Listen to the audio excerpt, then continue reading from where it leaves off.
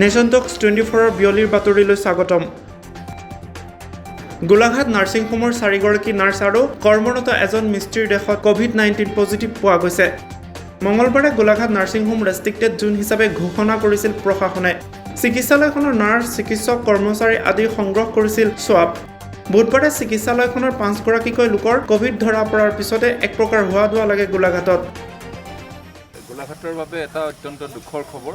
এই কাৰণে যে যোৱা পৰহি লেপটপ দুজনৰ যেতিয়া পজিটিভ আহিছিলে তেওঁলোকৰ সম্পৰ্ক যিহেতুকে এই নাৰ্ছিং হোমখনৰ লগত পোহৰলৈ আহিছিলে, তাৰ পিছতে জিলা প্ৰশাসন আৰু চিকিৎসা বিভাগৰ যিটো এনকুৱাৰীৰ পাছত এনকুৱাৰীৰ সময়ত যেতিয়া পোহৰলৈ আহিলে যে ইয়াতে সংক্ৰমণৰ এটা থাকিব পাৰে, গতিকে তেওঁলোকক ইয়াৰ যি হস্পিটেল কৰ্তৃপক্ষৰ যি এটেণ্ডেঞ্চ চিট চাই তাত যিসকল কৰ্মচাৰী তেওঁলোকৰ সোৱাব লোৱা হ'ল। সোৱাব লোৱাৰ পিছতে মুঠ 5জন লোকৰ ইয়াতে পজিটিভ আহিলে আৰু পজিটিভ অহাৰ ভিতৰত প্ৰথম কথাটো আহিলে যে 4গৰাকী তাৰ নাৰ্ছ। এই 4গৰাকী নাৰ্ছৰ ভিতৰত তেওঁলোকৰ ভিতৰত স্বত্বাধিকাৰীজনৰ নিজৰ কেম্পাছত থকা এটা হোষ্টেল আছিলে, তাত থকা এগৰাকী আছিলে আৰু ওচৰতে এটা ভাড়াঘৰলৈ এই নাৰ্ছিং হোমৰে নাৰ্ছসকলে ভাড়াঘৰলৈ থকা এটা অঞ্চলৰ ভাড়াঘৰ স্থানীয় এটা ঘৰত তেওঁলোক আছিলে আৰু যিজন মিস্ত্ৰী আছিলে ইয়াত কাম কৰা লোক, তেওঁ যোগালী বুলি আমাক ক'ব খুজিছে।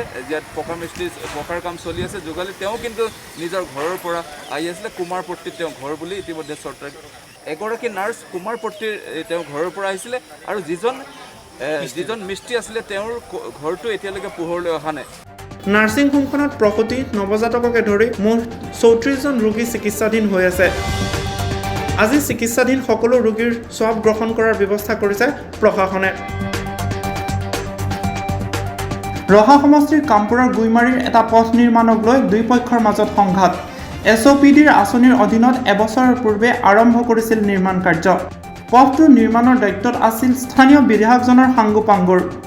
এবছৰৰ পূৰ্বে সম্পূৰ্ণ নোহোৱাক লৈ দুই পক্ষৰ মাজত হোৱা সংঘাতৰ বাবে উভয় পক্ষই থানাত গোচৰ তৰে। 7জনকৈ লোকক আটক কৰি ইতিমধ্যে জামিনত মুক্তি দিয়ে। আৰু এই কাৰ্যটোতে অতিকৈ মানে ক্ষুভিত হৈ যিসকলে এই পথটো যিজন ঠিকাদাৰ বিমলজ্যোতি মহন্ত, গুৱাহাটী নলবৰীয়া যিজন ঠিকাদাৰ বিমলজ্যোতি মহন্ত, এই বিমলজ্যোতি মহন্তই গুৰিমাৰীত প্ৰায় 56 লাখৰ এটা ৰাস্তাৰ কাম প্ৰায় 20 লাখমান টকাৰ ভিতৰত শেষ কৰিব বিচাৰিছে।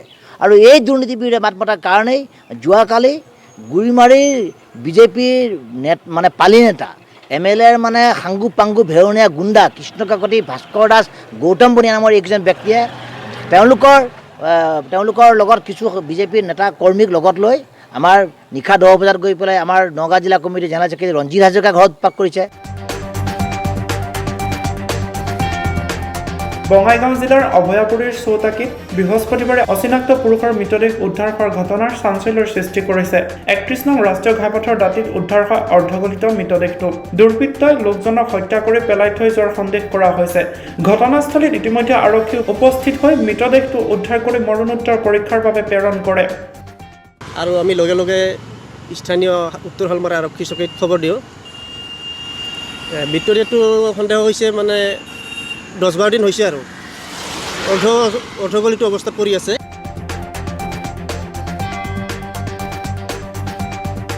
লকডাউনৰ বাবে এতিয়া বিপাঙত মৃৎশিল্পীসকল। লকডাউনৰ ফলত হাইলাকান্দি জিলাৰ শিৱউত্তৰ গাঁৱৰ মৃৎশিল্পীসকলে বিক্ৰী কৰিব পৰা নাই উৎপাদিত সামগ্ৰী। লকডাউনৰ সময়ত অতি কষ্টৰে জীৱন সংগ্ৰাম চলাই গৈ আছে এইসকল মৃৎশিল্পীয়ে। আৰ্থিক দুৰৱস্থাত জুৰুলা হোৱা মৃৎশিল্পীসকলে মহা সংকটৰ পৰা পৰিত্ৰাণ বিচাৰি চৰকাৰৰ সাহায্য প্ৰাৰ্থনা কৰিছে। আর এই লকডাউনের লাগে তো আজকে কয়েক মাস 2-3 মাস থেকে আমরা কাজ কাম যদিও ঘরে একটু করতে পারি, কিন্তু এটা আমরা বিক্রিও না, বাইরে বাসনটা সেলর না, এর লাগি আমরা পয়সা কড়ির খুব একটা অভাব অনটন ভোগ করলাম। কোনো সাহায্য সরকারি না, এর লাগি আমরা চাইলাম সরকারে যদি আমরা শুনছি তাই একটা প্রধানমন্ত্রী 20 লক্ষ কোটি টাকার একটা প্যাকেজ ছাড়ছেন। ও প্যাকেজের ভিতরে যদি আমরা লাগেও একটা সাহায্যের 8-9টার মধ্যে বাড়াইয়া দিতে আমরা একটু সাহায্যকারী হইলাম। অহা 22 জুনৰ পৰা 25 জুনলৈ কামাখ্যা মন্দিৰত অনুষ্ঠিত হ'ব অম্বুবাচী মেলা। 22 জুনৰ পুৱা 7:53 অম্বুবাচীৰ প্ৰবৃত্তি হোৱাৰ লগতে 25 জুনৰ নিশা 8:16 55 ছেকেণ্ডত হ'ব নিবৃত্তি। এবাৰ কেৱল ধৰ্মীয় ৰীতি নীতি ৰূপেহে পালন কৰা হ'ব অম্বুবাচী। অম্বুবাচীৰ সময়ত এইবাৰ কামাখ্যা দুৱাৰ ভক্তগণৰ বাবে খোলা নাথাকিব। সেই সময়ছোৱাত নামনি কামাখ্যাৰ পৰা দেৱালয়লৈ অহা সকলো পথ বন্ধ থাকিব।